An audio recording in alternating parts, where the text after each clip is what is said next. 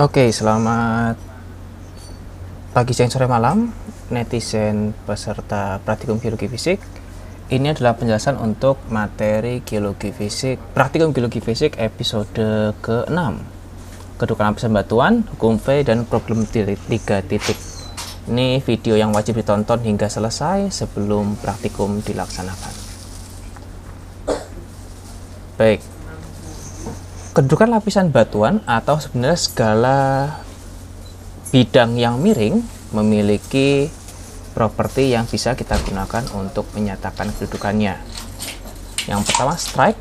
Strike ini adalah garis perpotongan bidang miring dengan bidang horizontal. Jadi sebagai contoh, ini adalah bidang miring kita dengan bidang horizontal pantai. Maka garis ini adalah garis perpotongan antara bidang miring dan bidang horizontal, atau ini kita sebut sebagai strike.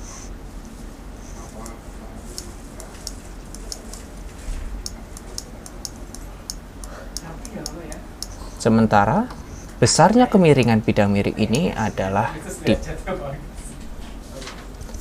Dip hanya ada satu arah, yang itu diukur tegak lurus dari strike. Jadi diukur tegak lurus dari strike.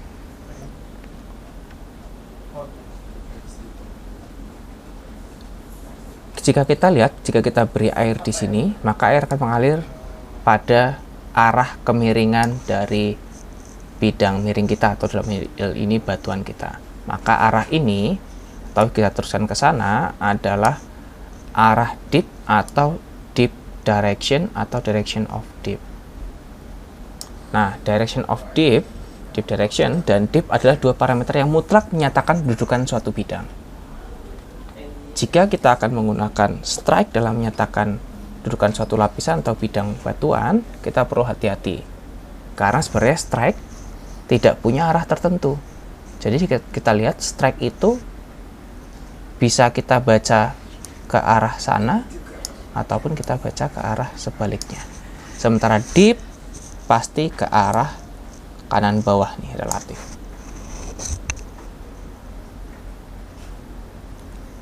Berikutnya, kedudukan lapisan batuan north horizontal boleh kita nyatakan dalam strike dan dip. Dalam menyatakan strike dan dip, supaya konsisten, karena strike tidak punya arah tertentu, maka kita bisa mengikuti aturan tangan kanan seperti pada gambar ini ya. Di sini, jika tangan kanan kita diluruskan dan disejajarkan dengan arah kemiringan batuan, maka kita akan menghadap ke strike. Jadi ini adalah strike kita. Karena di sini diketahui dipnya adalah north 40 derajat east, berarti dip kita itu kalau ini utara, 40 derajat ke timur, dan strike itu 90 derajat dari dip, maka strike kita ada di sana. Strike. Sehingga didapati besaran north 310 derajat east. Ini artinya arah perpotongan lapisan dengan bidang horizontal, jadi arah perpotongan lapisan dengan bidang horizontal, garis ini berada 360 derajat dari arah utara, diputar searah jarum jam, dan memiliki kemiringan sebesar 30 derajat. Jadi kemiringan ini 30 derajat. Kita akan lihat nanti contohnya seperti apa. Nah, tadi kita nyatakan north 310 derajat east 30 derajat, itu bisa kita nyatakan dengan cara lain seperti ini. North 310 derajat east, 30 derajat northeast. Northeast ini menunjuk pada arah kemiringan. Jadi dip direction-nya arah northeast. Atau north 50 derajat west, 30 derajat east. Jadi kita balik putarnya ke barat. Lalu south 130 derajat east, south 130 derajat west, 30 derajat northeast. Jadi kita putar dari selatan ke arah barat sejauh 130 derajat. Lalu ini 230 derajat south, 230 derajat west. Ini harusnya east ya, maaf ini salah tulis, harusnya east. 230 derajat northeast. Keempat notasi yang ini sebenarnya menunjukkan bidang yang sama dengan north 310 derajat east, 30 derajat. Tapi pernyataan umumnya demi konsisten kemudahan kita konsisten menggunakan aturan tangan kanan. Sebagai masukan kepada kalian, karena kalian masih pemula, saya sangat sarankan tuliskan arah dipnya atau dip directionnya di belakang supaya tidak keliru, apalagi ketika kalian baru mulai menggunakan kompas geologi nanti ketika kita ke lapangan. Di peta kedudukan lapisan batuan kita nyatakan menggunakan simbol seperti ini, seperti huruf T, dan disertai angka. Ini contoh simbol untuk north 90 derajat east, 20 derajat. Jika kita detailkan, ini adalah arah dipnya. Berikutnya, sebenarnya arah dipnya ke arah selatan ya.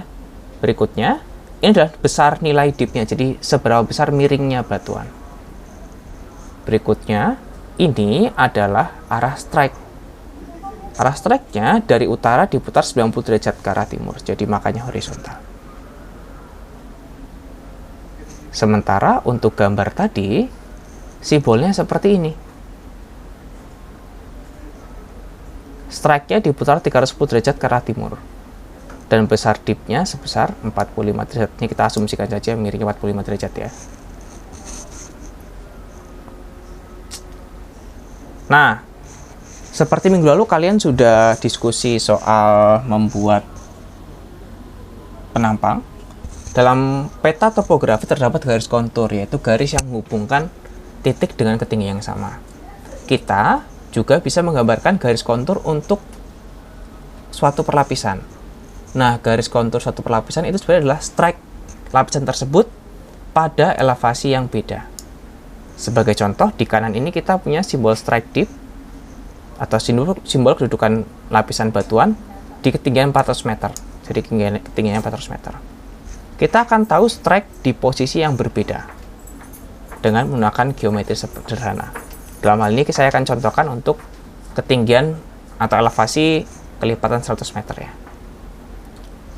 Pertama, karena strike-nya utara selatan, kita gambar dulu garis putus-putus utara selatan, yang ini merupakan dalam tanda kutip kontur untuk strike 400 meter, karena kita temu di 400 meter ketinggiannya. Karena dipnya ke arah timur, ke arah kanan, ke arah timur, maka ini adalah garis dip direction. Dari sini kita buka sebesar dipnya 30 derajat. Karena dipnya 30 ya, kita buka 30 derajat. Ini boleh ke bawah, boleh ke atas, sama saja ya. Jadi kita buka 30 derajat. Lalu di sini kita mau kelipatan 100. Dari skala di bawah, segini adalah 100 meter. Jadi ini kita rotasikan 90 derajat. Kita cari sepanjang 100 meter sesuai dengan skala yang diberikan. Nah, ini minus 100 meter. Maka strike dengan strike kedudukan ini, lapisan batuan ini, di elevasi minus 100 meter dari 400, jadi ketinggian 300 meter, itu di sini posisinya.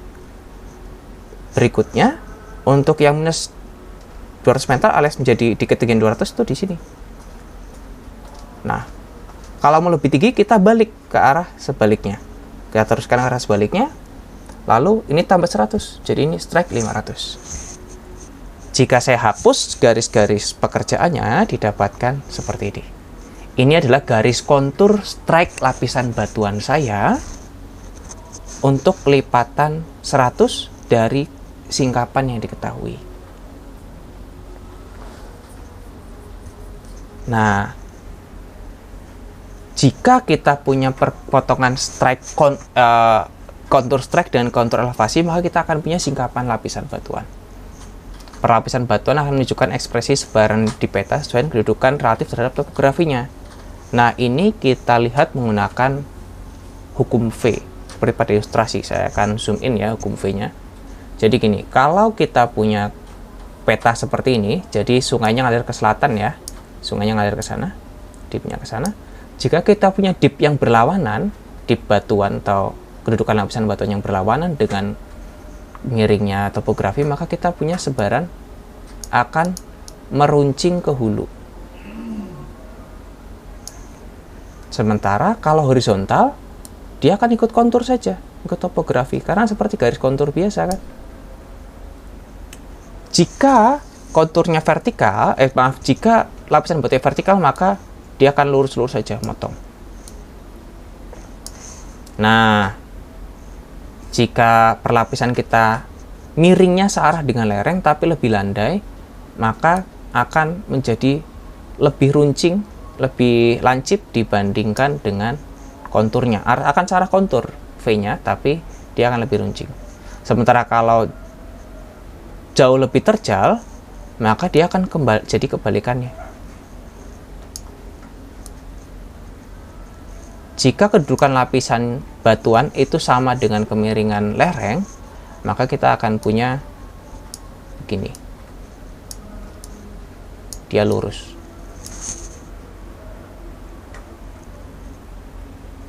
Nanti kalian akan mengerjakan pekerjaan untuk problem 3 titik ini. Maaf, untuk hukum V ini. Nah, berikutnya problem 3 titik. Perpotongan strike dengan kontur pada ketinggian yang sama merupakan singkapan. Nah, seringkali ketika kita melakukan kegiatan lapangan, kita yang nemu singkapan batuan tanpa tahu kedudukan lapisan batuannya berapa.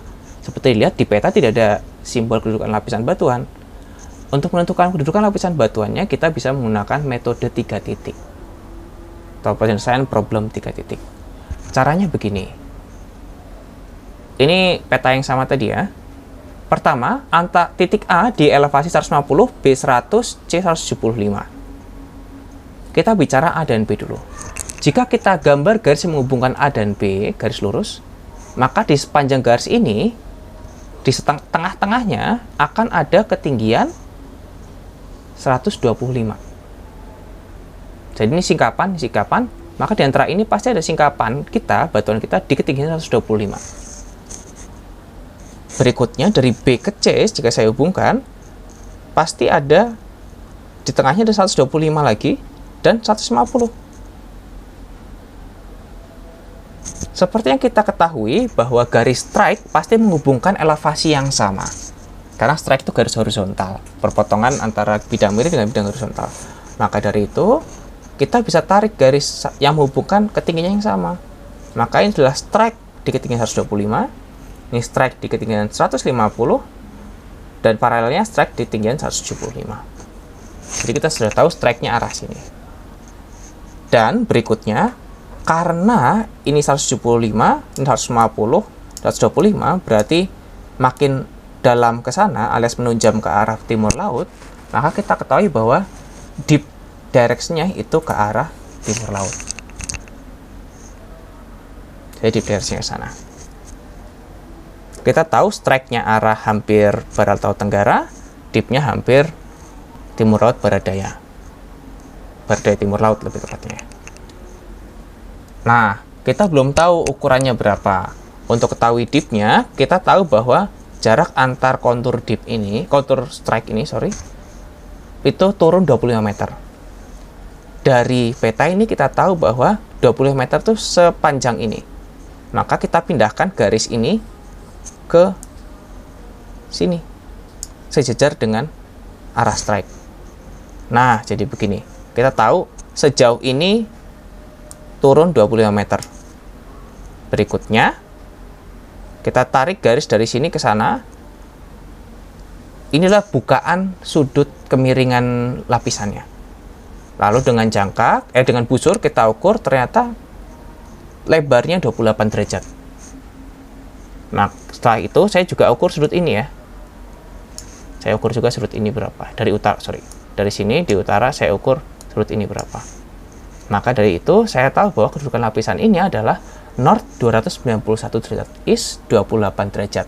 Lebih tepatnya, kalau saya sarankan tadi, tulis juga arah dipnya. Oke, jadi itu materi untuk pertemuan minggu ke-6. Kalian akan mengerjakan 2 tugas. Yang pertama tugas hukum V, yang kedua problem 3 titik. Untuk itu, pastikan kalian menonton video ini sampai selesai, sambil memahami proses yang ada. Jangan lupa cetak juga lembar kerja yang diminta. Terima kasih.